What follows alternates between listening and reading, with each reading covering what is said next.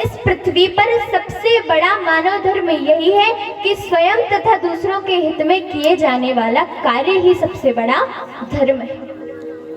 और जब हम धर्म करते हैं, तो जब हम धर्म के कार्य करेंगे तो भगवान की कृपा हमारे ऊपर आएगी। जब भगवान की कृपा हमारे ऊपर होगी, परंतु आजकल क्या होता है कि कुछ लोग भगवान की कृपा पर ही प्रश्न चिन्ह लगा देते हैं। भगवान की जो कृपा होती है उस पर ही प्रश्न चिन्ह लगा देते हैं। कैसे? एक संत थे और एक सेठ सेठानी थे, और सेठ सेठानी जो थे बड़े ही संत प्रेमी थे। तो अब संत प्रेमी थे, संत उनका जो हवेली थी उस पे आया जाया करते थे, खूब संत सेवा किया करते थे वो सेठ सेठानी।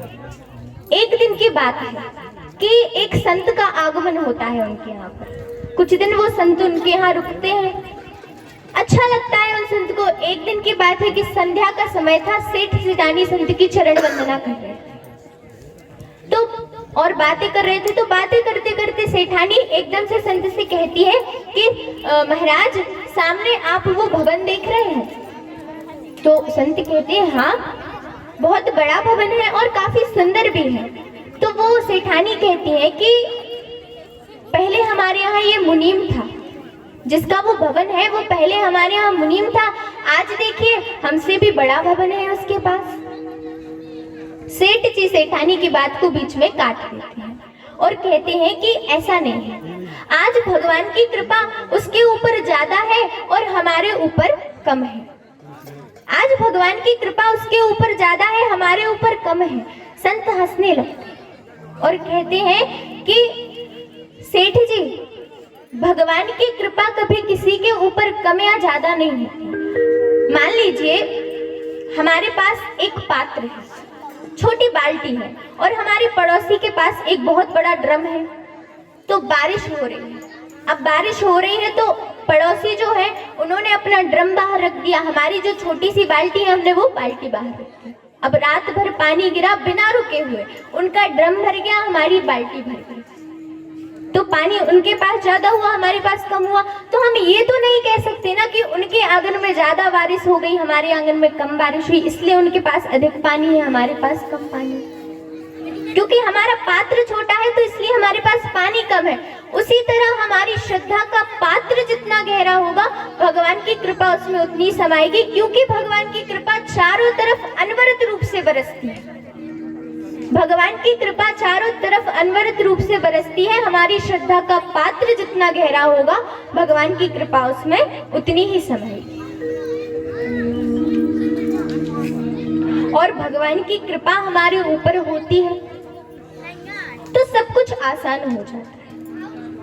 बस हमें करना केवल इतना है कि भगवान पर विश्वास रखना है, भगवान पर पूरा विश्वास रखना है कि अगर हमारे साथ कुछ बुरा होगा तो वो है हमारे साथ। क्योंकि कुछ लोगों की आदत होती है कि अगर हम किसी मुसीबत में हैं तो हमसे बड़ा कोई जो है, यानी कोई नेता या फिर कोई और भी बड़ा व्यक्ति, हम उसके पास जाते हैं कि हम इस मुसीबत में हैं, हमारा साथ दे दीजिए या हमारा ये कार्य करवा दीजिए। जब सारे जो हमारे पास साधन होते हैं वो सब खत्म हो जाते हैं, फिर अंत में हम भगवान के पास जाते हैं कि भगवान हम मुसीबत में हैं। तो ऐसा नहीं करना है। जो हम सब पहले जिनके पास गए उन सबको एक तरफ रखकर पहले भगवान के पास जाना, पहले भगवान से प्रार्थना करना। भगवान हमेशा हमारा साथ देते हैं, बस हमें करना केवल इतना है कि भगवान पर अपना विश्वास बनाए रखना।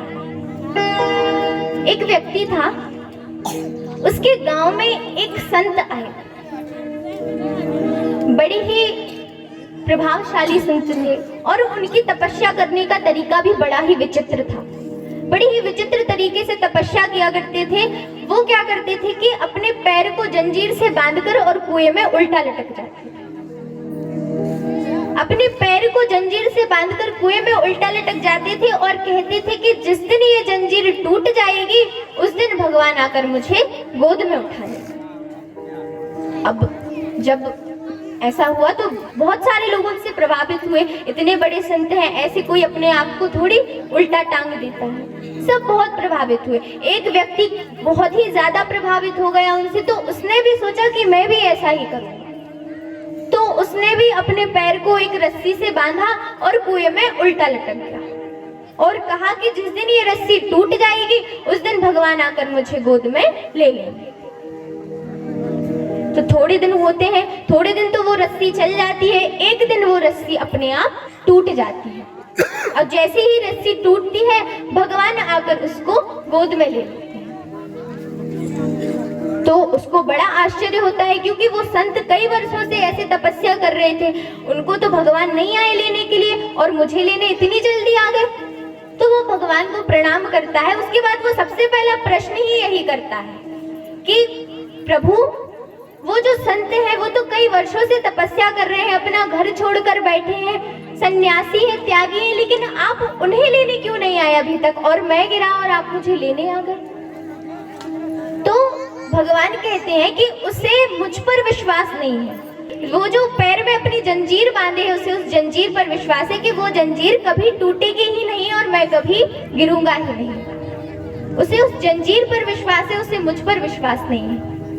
लेकिन तुम्हें मुझ पर विश्वास था कि अगर रस्सी टूटेगी तो आप मुझे गोद में लेने जरूर आएंगे, और हुआ भी वैसा ही। तुम्हारी रस्सी टूटी और मैं तुम्हें गोद में लेने आ गई।